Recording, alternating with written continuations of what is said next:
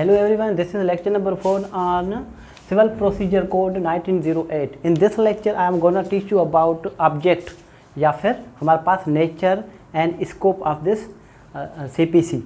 हमारे पास CPC का ऑब्जेक्ट क्या है, इसका नेचर क्या है, ठीक है, इसके बारे में आज हम स्टडी करेंगे। सबसे पहले हम पढ़ेंगे हमारे पास नेचर क्या है CPC का। CPC हमारे पास प्रोसीजरल इन नेचर है, ठीक है। आप ये तो मैंने आपसे पहले डिस्कस कर लिया था प्रीवियस लेक्चर में कि हमारे पास CPC जो है वो दो टाइप्स में, दो हिस्सों में डिवाइड किया गया है, दो ग्रुप्स में डिवाइड किया, दो पार्ट्स में। कैसे? एक part substantive and second one is procedural. Substantive कौन सा पार्ट है? सब्सटेंटिव पार्ट जो है वो हमारे सेक्शंस हैं, और प्रोसीजरल वो जो हमारे पास ऑर्डर्स हैं, वो हमारे पास क्या है? सर प्रोसीजरल है।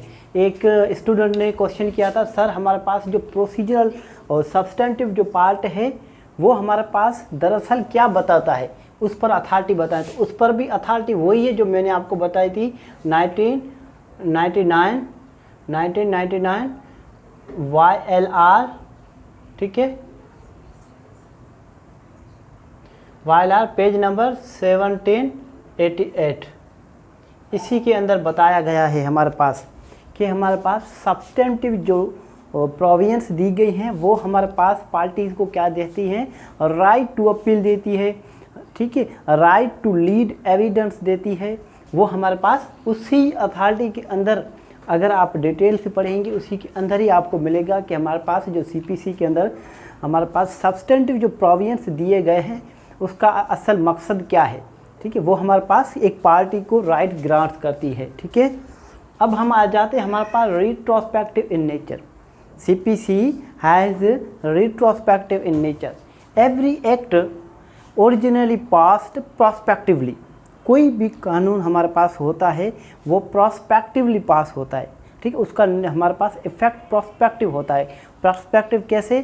फॉर एग्जांपल कोई एक्ट पास हुआ, ठीक है, जिस ईयर में पास हुआ उसके बाद तो जाहिर बात है वो कानून पास ही क्यों हुआ, क्योंकि इन्फोर्समेंट हो, उसकी कमिटमेंट हो, तो उसी के बाद तो कमिटमेंट होनी ही है। मगर कोई ऐसा भी कानून होता है जो जिस डेट को वो कमिटमेंट उसकी हुई हो, जिस तारीख को वो पास हुआ हो, उसके बाद तो अप्लाई हो, मगर उससे पहले वाले भी जो हमारे पास मैटर्स हैं उन पर भी अप्लाई हो। तो हमारे पास CPC रिट्रोस्पेक्टिव इन नेचर है, मतलब इससे पहले भी जो मैटर पेंडिंग में थे, कम इनटू फोर्स आने से पहले 1908 से पहले भी जो भी मैटर थे हमारे पास 1909 से पहले, उन पर भी एप्लीकेबल होगा। बिकॉज हमारे पास CPC क्या है? CPC कंसोलिडेट एक लॉ है, ठीक है। जो भी हमारे पास टुकड़ों में बटे हुए कानून थे relating to civil nature, relating to civil suits, अलग अलग जो थे उन सबको एक जगह पर इकट्ठा किया है, ठीक है, एक जगह पर इकट्ठा किया है। तो क्या पहले तो जो मैटर चल रहे थे, अगर अब हमारे पास CPC उन पर एप्लीकेबल ना हो तो फिर जो ऑलरेडी चल रहे थे अलग अलग टुकड़ों में, ठीक है, तो फिर उन पर तो वही कानून एप्लीकेबल हो जो CPC ने कंसोलिडेट किया है। CPC एक हमारे पास ला मुकम्मल बन गया है सिविल नेचर के लिए, ठीक है। इसीलिए ये मजबूरी थी कि इसका नेचर रिट्रोस्पेक्टिव रखा जाए, क्योंकि ये ला आया ही था हमारे पास जो कंसोलिडेट हुआ है, जो हमारे पास बहुत सारे ला थे CPC से रिलेटेड, ठीक है, अलग अलग थे, सबका प्रोसीजर अलग दिया गया था, सबको एक साथ कर दिया गया है, ठीक है, इसलिए इसका नेचर भी रिट्रोस्पेक्टिव है। इसके लिए आप एक अथॉरिटी है, मैं आपको एक अथॉरिटी बता देता हूँ, नन्नी गोपाल वर्सेस बिहार। ये एक केस ला है, इसको आप इसकी आप स्टडी कर लें, ठीक है। इसके बाद हम चलते हैं हमारे पास स्कोप क्या है CPC का। CPC is a general procedural law. Procedural law है मगर एक जनरल प्रोसीजरल लॉ है, ठीक है। अगर if there is a conflict between CPC and special law या फिर CPC एंड लोकल लॉ, अब अगर हमारे पास ये CPC जो है जनरल प्रोसीजरल लॉ है, अब अगर हमारे पास कहीं भी कंट्री के अंदर, विद इन कंट्री कोई भी ऐसा लॉ आ जाता है जो लोकल लॉ हो या फिर स्पेशल लॉ हो। अब स्पेशल लॉ और हमारे पास सीपीसी के अंदर अगर कॉन्फ्लिक्ट आ जाए तो फिर लॉ कौन सा प्रिवेल करेगा? स्पेशल और सीपीसी लॉ में अगर हमारे पास कॉन्फ्लिक्ट आ जाए तो कौन सा प्रिवेल करेगा? प्रिवेल करेगा हमारे पास स्पेशल लॉ। स्पेशल लॉ क्या करेगा? प्रिवेल।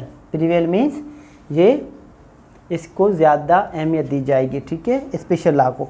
और सीपीसी और लोकल लॉ में अगर कहीं कॉन्फ्लिक्ट आ जाए तो प्रिवेल कौन सा करेगा? हमारे पास लोकल लॉ प्रिवेल करेगा, ठीक है। सीपीसी प्रिवेल नहीं करेगी, मगर एक एक्सेप्शन दी गई है कि अगर जहां स्पेशल और हमारे पास लोकल हमारे पास सीपीसी कॉन्फ्लिक्ट में आ जाए, ठीक है, या फिर कॉन्फ्लिक्ट में आ जाए मगर वहाँ पर स्पेशल लॉ जो है वो साइलेंट है, वो हमारे पास वहाँ पर उसकी वो इन्फोर्स नहीं है, वहाँ उनकी एप्लीकेबिलिटी नहीं है। जहाँ पर स्पेशल या लोकल लॉ हमारे पास साइलेंट है वहाँ पर क्या होगा? सीपीसी एप्लीकेबल होगा, ठीक है। बात समझ में आ गई आपको? स्कोप समझ में आ गया, स्कोप और इसकी नेचर। अब हम आ जाते हैं हमारे पास ऑब्जेक्ट ऑफ सीपीसी। हमारे पास सीपीसी का ऑब्जेक्ट क्या है? The main object of CPC is to be consolidate and amend the laws relating to procedure and practices followed in civil courts in India. हमारे पास इंडिया में जो भी सिविल कोर्ट थी, ठीक है, उसके अंदर अलग अलग हमारे पास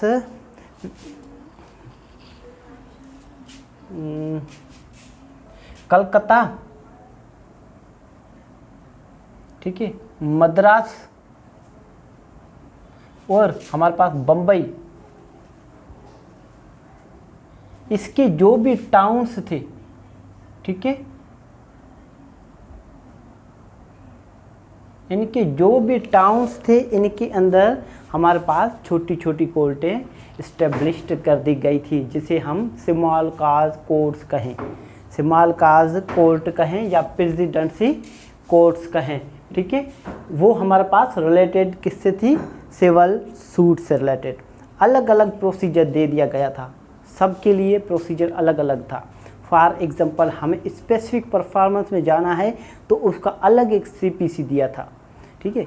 हमें अगर ट्रांसफ़र ऑफ प्रॉपर्टी से रिलेटेड कोई मैटर था हमारे पास तो उसके लिए एक अलग से एक मैटर दिया गया था। सक्सेशन का था कोई मैटर तो उसके लिए अलग सा प्रोसीजर था। कॉन्ट्रैक्ट से रिलेटेड कोई मैटर था तो उसके लिए अलग से प्रोसीजर था। मगर अब उनको सबको क्या किया? कंसोलिडेट। कंसोलिडेट मीन्स सबको इकट्ठा कर देना, सबको मिला देना, सबको एक साथ लेकर आना एंड अमेंड। और सब में जहाँ भी कहीं भी कोई उसमें ओमिशंस या फिर मिस्टेक्स थी, जहाँ भी कुछ कमियाँ थी उनको मुकम्मल करके एक सबको एक मिलाकर सबको उसके बाद उसमें जो भी गलतियाँ थी वो मिटाकर उसमें चेंजेस करके एक हमारे पास लॉ दे दिया गया, जिसको हम क्या कहते हैं? Civil procedure code 1908। Civil procedure code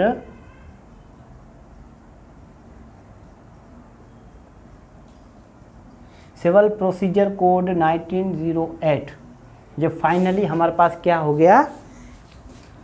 applicable हो गया और हमारे पास इस्टेब्लिश्ड हो गया, ठीक है। CPC regulates every action in civil courts and the parties before it till execution of हमारे पास कोर्ट। जो भी पार्टीज आती हैं, ठीक है, सिविल एक्शन लेकर जो कोर्ट में आती हैं, सिविल सूट लेकर आती हैं, जब तक वो डिस्पोजल नहीं हो जाता सूट, वो जब तक उसकी एग्जीक्यूशन नहीं हो जाती तब तक वो मैटर हमारे पास सिविल कोर्ट में ही चलेगा। अगर आपने किसी पर स्पेसिफिक परफॉर्मेंस का सूट किया,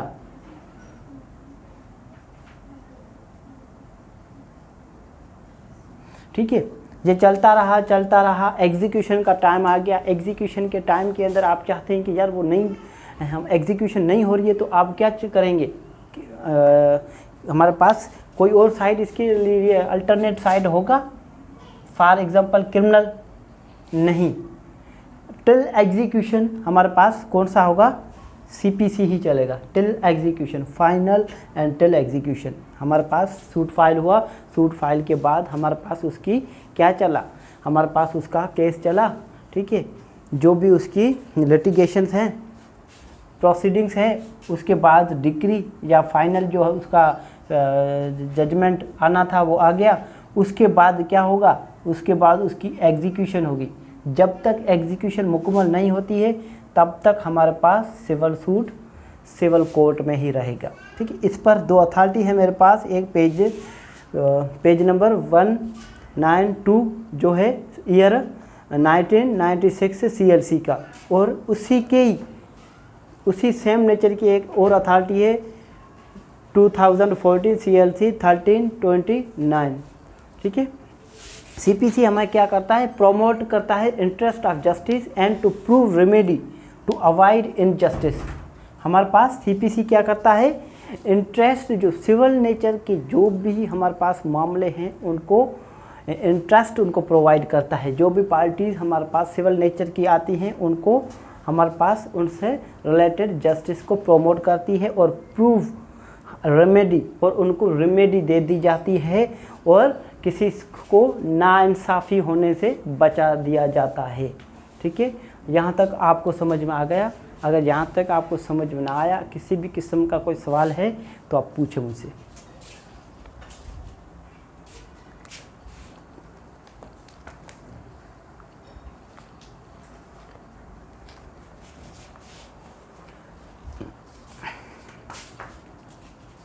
एक और अथॉरिटी है मेरे पास, मैं आपको बता दूं,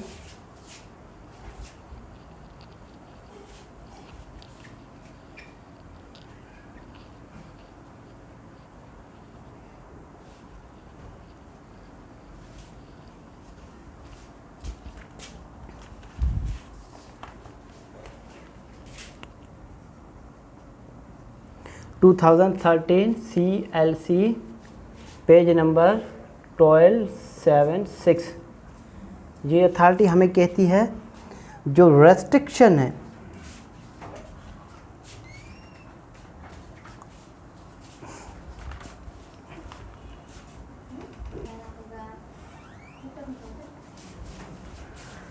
हमारे पास पार्टीज जो आती हैं और वो चाहती हैं कि अननेसेसरी डिले हो, अननेसेसरी डिले, वो अननेसेसरी डिले करना चाहती है कोर्ट का। ठीक है, और वो क्या कहता है, हमारे पास जो पार्टीज टू लिस्ट होती हैं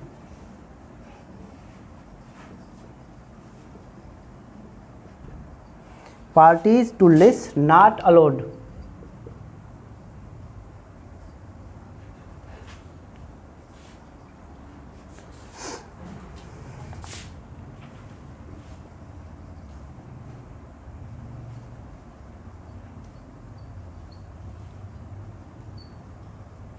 हाइड एंड सीक। हमारे पास छुपी छुपा का खेल CPC में नहीं चलेगा। एक पार्टी आती है और अगर वो चाहती है कि उसने सूट फाइल कर दिया और उसके बाद वो आए नहीं, या फिर एक पार्टी चाहती है कि वो जो कोर्ट मांग रही है वो डॉक्यूमेंट्स ही ना प्रोड्यूस करे कोर्ट के अंदर, तो फिर ऐसा नहीं होगा। ये क्या होगा, कोर्ट का टाइम वेस्ट होगा। ठीक है, ऐसा कोर्ट नहीं करेगी को हमारे पास केस को प्रोलॉन्ग करने के लिए। ठीक है, ये भी अथॉरिटी है, ये भी अथॉरिटी आप ध्यान से पढ़ लेंगे। ठीक है, यहाँ तक अगर कोई किस्म का कोई आप किसी भी टाइप का कोई क्वेश्चन हो तो आप मुझसे पूछ सकते हैं। इसके बाद हम स्टडी करेंगे। अब हमारे पास जो है हम सेक्शन पर आ जाएंगे। सेकंड लेक्चर जो हमारा सेक्शन नंबर लेक्चर जो 5 होगा वो होगा सेक्शन 1 to सेक्शन 5। सेक्शन 5 या जो भी हैं हमारे पास, जो फर्स्ट जो हमारे पास पार्ट है प्रीलिमिनरी पार्ट, उस पर हम डिस्कस करेंगे लेक्चर नंबर 5 के अंदर। ठीक है, थैंक यू सर।